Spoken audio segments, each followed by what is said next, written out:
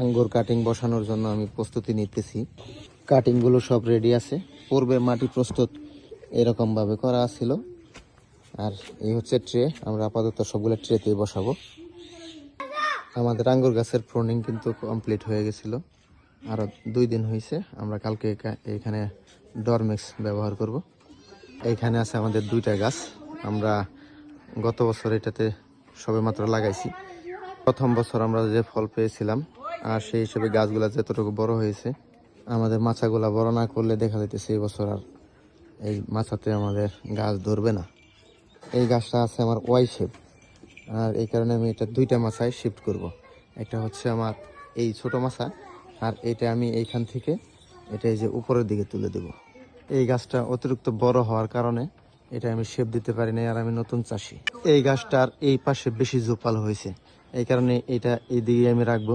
এই দিকে যদি আমার একটু বাড়ানোর প্রয়োজন মনে হয়, তাহলে আমি এই দিকে আর একটু বাড়াই দেবো। গাছে পর্যাপ্ত পরিমাণে জোয়ার আছে। প্রতিটা কাটিং এর মাথা থেকে যথেষ্ট পরিমাণ পানি পড়তেছে এখন পর্যন্ত। আমার এই বাটগুলা আমার কাছে মনে হয় যথেষ্ট অ্যাক্টিভ আছে, তারপরেও কিরকম ফুটবে আমি জানি না। আমি শুধু আমার মাচা স্বল্পতার কারণে আমার এই এত বড় বড় ডালগুলা পুনিং করছি, ছোট কোনো ডাল আমি রাখিই নেই, একেবারে বাদ দিয়ে দিছি। ফোটা ফোটা পানি পড়তে আছে। আমি এখানে ছত্রাকনাশক লাগিয়ে দিয়েছি, এখন শুধু ডরমেক্স লাগানোর পালা। এইদিকে আবার আমি কাটিংগুলা ছত্রাকনাশকের পানিতে ভিজিয়ে রাখছি।